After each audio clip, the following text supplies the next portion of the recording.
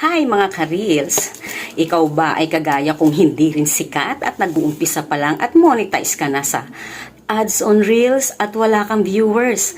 Pues, eto ang para sa iyo at para sa akin din, no?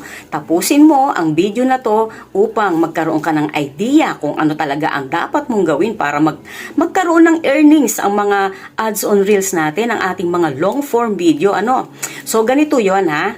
Wag na po tayong gumawa ng haba-haba pong mga long form video dahil hindi naman po tayo sikat, no? Paigsiin na lang po natin, no? At ako, natuto na rin po ako. Wala pong nanonood sa ating mga mahaba pong mga video. Dahil si Lolo Met po o si Boss Meta ay nagbibigay po ng ads within 40 to 45 seconds po magkakaroon na po tayo ng ads doon po sa ating long form video. So, wag na nating pahabain ang ating long form video dahil hindi po tayo sikat. Wala pong magtsatsaga pong manood sa ating pong mga mahabang video. At talaga pong iiyak po tayo at wala po talaga magtsatsaga dahil hindi naman po tayo sikat. At doon sa may ads on reels naman po, na monetize na po kayo dyan. Dahil po doon sa 15 seconds ay mayroon na rin po kayong ads. Ano po? Yan po ang magandang balita na hatid po ni Nanay sa oras na ito, no po.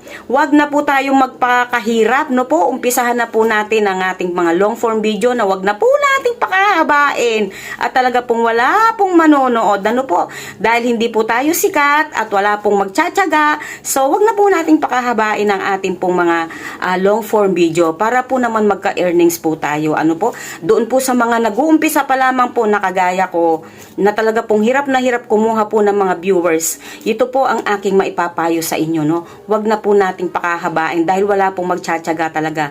Real talk po ito, ano? Real talk po talaga. At wag po kayong magmadali sa pagpapamonetize po ng inyong mga in-stream ads. Yun lamang po talaga. At panoorin nyo po ito, follow nyo po ako at i-share nyo na rin po. Pwede po, wag po puro reels ang sinishare nyo, no? I-share na rin po ninyo ang mga long form video po ni Nanay. Salamat po!